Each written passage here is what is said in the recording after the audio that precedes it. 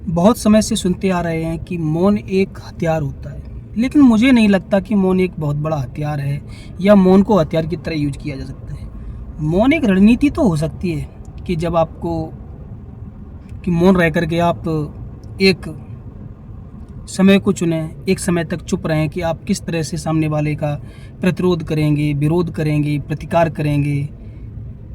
तो उस समय के चुनाव के लिए मौन रहना तो ठीक है, लेकिन हमेशा यदि कोई व्यक्ति मौन रहता है तो मुझे नहीं लगता कि वो उसके लिए हथियार है। मुझे लगता है फिर वो कहीं ना कहीं उसके लिए मजबूरी हो जाती है, या फिर वो व्यक्ति मजबूर है तभी तो मौन है। वरना मौन रहना या तो उसके विचारों में शून्यता आ गई है, और ऐसे व्यक्ति होना ना के बराबर ही है। बात करते हैं मोदी जी की। मोदी जी बात बात पर मन की बात बोलते हैं, कभी किस तरह की बात बोलते हैं। हर चीज़ पर मोदी जी ज्ञान देते हैं। जब एग्ज़ाम होते हैं तो वो बताते हैं, परीक्षा पर ज्ञान देते हैं, परीक्षा कैसे करनी चाहिए, मन का संतुलन कैसे करना चाहिए, तमाम प्रकार की बातें करते हैं। क्रिकेट होगा तो शायद स्टेडियम पहुंच जाएंगे शाबाशी देने के लिए। जब रॉकेट लॉन्च होगा या कोई यान, मंगलयान वगैरह, चंद्रयान वगैरह, तो वैज्ञानिकों से मिलने पहुंच गए, उनको भी ज्ञान देने पहुंच गए। लेकिन आज की डेट में जो युद्ध हो रहा है उस पर बोलने की आवश्यकता है, तो मोदी जी उतने बोलते हुए दिखाई नहीं देते। वैसे तो लगभग उनकी मन की बात आती रहती है। पता नहीं इस विषय पे उनकी मन में क्या चल रहा है, कि मन में शून्यता आ गई है, मन में डर आ गया है, जो इस मुद्दे पर बोलना ही नहीं चाहते। क्योंकि हाल ही में अमेरिका कह रहा है कि मैंने हिंदुस्तान को रूसी तेल को खरीदने की 30 दिन की मोहलत दे दी है, 30 दिन की इजाज़त दे दी है। तो क्या भारत गुलाम है अमेरिका का? जो अमेरिका मुझे बोलेगा खरीदो तो खरीदेंगे, बोलेगा अब नहीं खरीदना तो नहीं खरीदेंगे। क्या जो हमारी रणनीति है, विदेश नीति है, वो इतनी लाचार है कि दूसरे देश से इजाज़त मिलने पर हम उस तरह से काम करेंगे, तेल खरीदेंगे नहीं खरीदेंगे, किसी से मिलेंगे नहीं मिलेंगे? क्या विदेशी नीति हमारी अमेरिका तय करेगा? ये बहुत ही बड़ा प्रश्न उठता है, और ये प्रश्न सारे लगभग विपक्षी दल उठा रहे हैं, जो प्रबुद्ध लोग हैं वो भी उठा रहे हैं।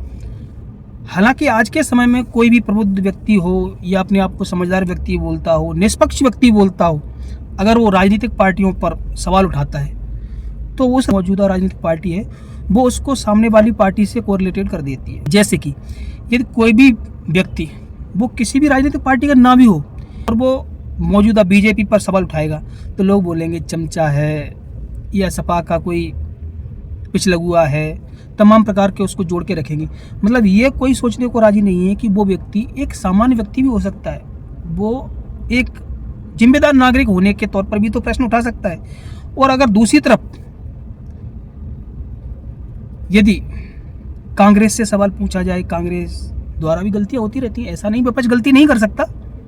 जैसा कि AI समिट में कांग्रेस द्वारा गलती की गई, मान लेनी चाहिए।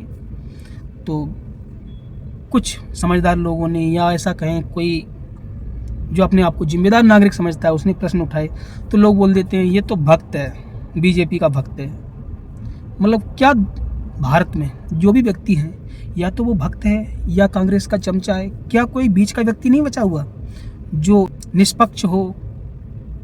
भाई मैं उसी भूमिका के तौर पर बोलता हूँ। आप लोगों को यदि मेरी बात अच्छी लगती है तो आप जुड़ सकते हैं मेरे से, लेकिन ना तो एक पार्टी के विरोधी के रूप में, ना किसी पार्टी के समर्थन के रूप में मैं काम करता हूँ, उस रूप से नहीं जुड़ सकते। आप निष्पक्ष होकर मेरे से जुड़ सकते हैं, जुड़ना भी चाहिए। लोगों को जिम्मेदार नागरिक होना चाहिए और प्रश्न उठाना चाहिए। वो आज का प्रश्न यही है, क्या अमेरिका कहेगा तभी भारत करेगा कि हमें रूसी तेल खरीदना है नहीं खरीदना है? हमारी विदेशी नीति क्या अमेरिका तय करेगा? ये सबसे बड़ा प्रश्न है। दोस्तों, आपकी क्या राय है इस मुद्दे को लेके? आप मुझे कमेंट करके बताइए। मुझे उम्मीद है कि आप मेरे चैनल को सब्सक्राइब तो कर ही लेंगे, नहीं किया है तो कर लीजिए। और वीडियो को लाइक करने से थोड़ा सा मुझे उम्मीद लगती है कि लोग जुड़ रहे हैं, तो हम अपनी आवाज़ को और अच्छी तरीके से मुखर होकर उठा सकते हैं। मिलते हैं किसी ऐसे ही प्रश्न के साथ, तब तक के लिए धन्यवाद।